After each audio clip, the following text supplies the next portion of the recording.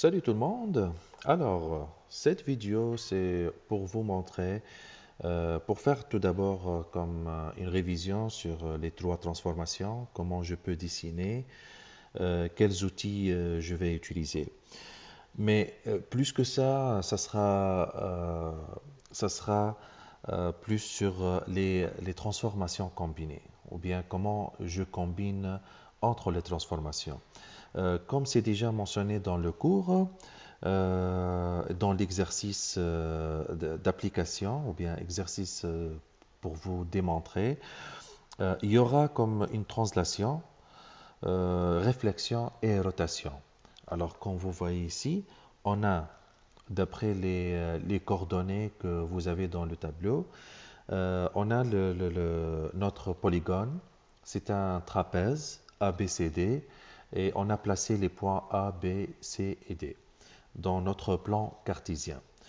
Et tout simplement, on veut combiner les transformations. Au lieu d'utiliser seulement une seule transformation, on va utiliser différentes transformations.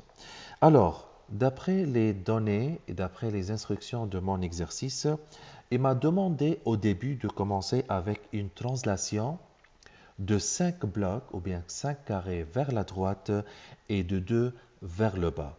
Alors je commence comme d'habitude point par point. Premier point, c'est le point A. Alors je dois faire 5 vers la droite. Alors ça sera 1, 2, 3, 4, 5. Et voilà, je mets ici, c'est le A'.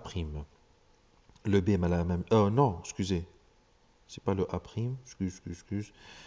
5 vers la droite et 2 vers le bas. Oh, j'ai oublié le 2. Alors celle-là, ça sera le A'. Le B', ça sera 1, 2, 3, 4, 5 et 2 vers le bas, 1, 2. Et voilà, ça c'est le B'. Le C', la même chose. 1, 2, 3, 4, 5 et 2 vers le bas, 1, 2.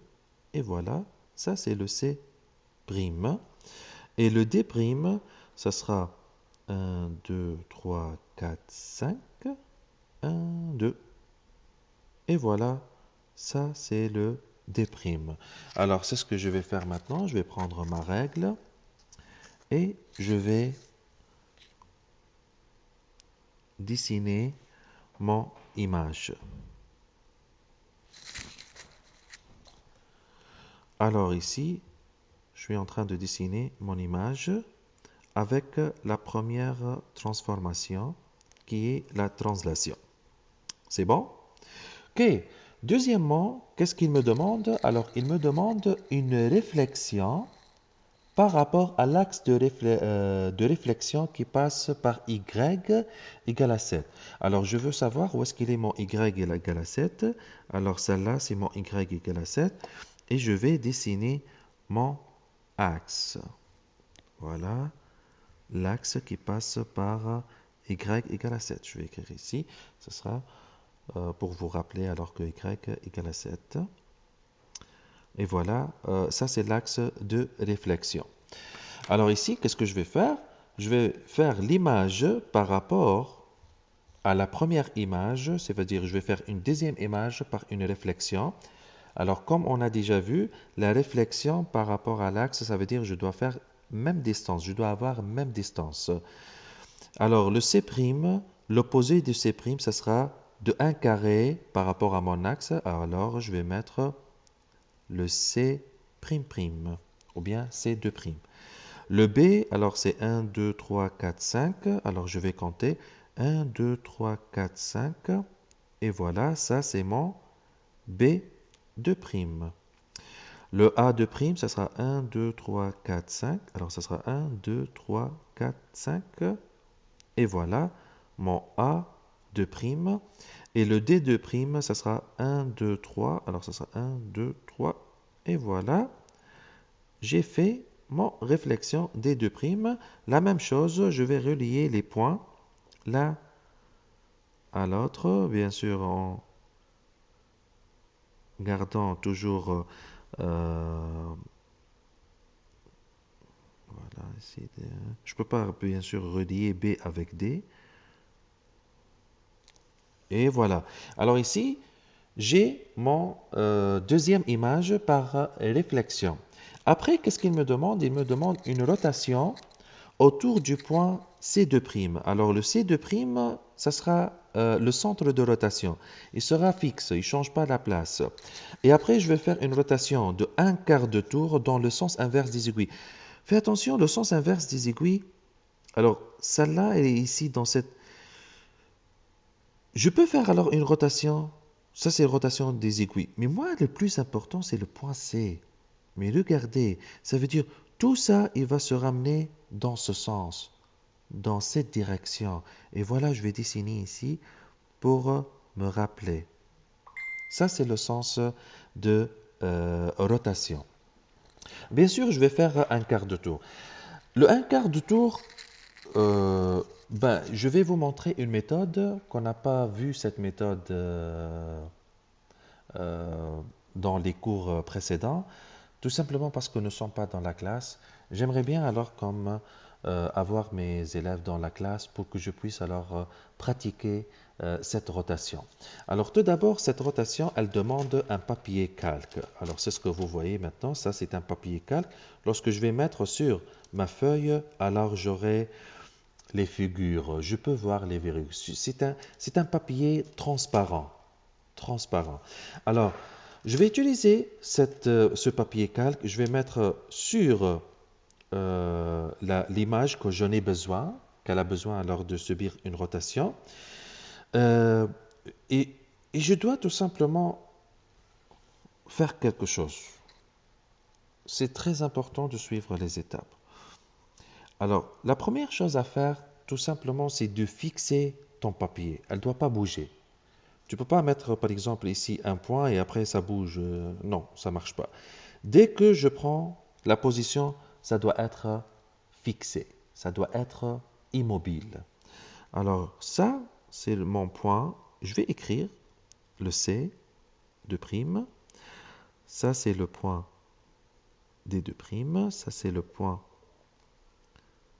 A de prime. Et ça, c'est le point B de prime. Alors, c'est ce que vous voyez maintenant sur la feuille. Voilà. Ce sont des points. C'est clair? Alors, je vais remettre ça à sa place. Voilà. Alors, la deuxième chose, mais je dois savoir comment je vais tourner. Alors, avant de tourner, je dois avoir une flèche. Cette flèche-là, elle va m'indiquer exactement c'est quoi la position de 0. Par exemple, ici, je vais prendre cette flèche-là. Voilà. Alors ça, c'est le 0. Pour que cette flèche-là, elle tourne de 90 degrés, alors 90 degrés, voilà. Ça veut dire que la flèche, elle sera à l'horizontale. Bien sûr, à l'horizontale, en suivant la direction à droite. C'est clair? Alors, cette flèche-là, elle doit être dans cette direction à l'horizontale. Ça veut dire, je vais mettre mon stylo exactement sur le point C et je pousse. Alors ici, est fixé sur le point C. Voilà, sur le point C. Et après, qu'est-ce que je dois faire? Je dois tourner. Alors ici, je peux tourner les points. Je peux faire une rotation. Comme vous voyez, la flèche, elle est en train de changer la direction. Est-ce que je tourne dans ce sens? Non, fais attention. Voilà ma flèche. Elle m'a indiqué dans le sens inverse des aiguilles. Alors, je dois tourner. Je dois tourner. Je ne sais pas pourquoi elle est floue. Ah, voilà. Alors, je dois tourner de cette façon jusqu'à ce que ma flèche, elle doit être à l'horizontale. Et voilà. Voilà ma flèche. Alors ici, je dois maintenir le papier et je peux enlever mon stylo. Et voilà les points. Le point C reste à ma place. Le point B, c'est ici. Ici, j'enlève un petit peu celle-là. Alors ça, 1, 2, 3, 4. Alors ça sera 1, 2, 3, 4. Et voilà, ça c'est le B 3'. C'est clair? Ici, 1, 2, je vais descendre par rapport à B, 1, 2, ça c'est le A, 3', et après 1, 2, ça sera de 3, de 2 vers la droite par rapport à A, alors ça c'est le D, 3'. Et après, qu'est-ce que j'ai besoin de faire? J'ai besoin de relier les points ensemble. Voilà. Alors, ça c'est comme ça. Et ça là, comme ça. Et voilà. Alors, à la fin, j'aurai la dernière image que j'ai besoin. Et bien sûr, alors vous allez trouver le tableau. Qu'est-ce qu'il me demande le tableau? Alors, il me demande d'écrire les coordonnées de chaque image. Mais à la fin, c'est ce que j'ai besoin. Voilà, c'est la dernière transformation. Et ben voilà, ça c'est tout. J'espère que ça va vous aider. Je sais bien que le papier calque, alors l'utilisation du papier calque, on n'a pas eu cette chance de faire dans la classe, mais c'est pas grave. L'essentiel alors c'est que vous pouvez révéler les transformations. Si je te donne alors la position initiale, la figure initiale, et après je te donne l'image finale, alors tu peux savoir quelles sont les transformations qu'elle a subies. Merci beaucoup et j'espère que cette vidéo ça va vous aider et à la prochaine.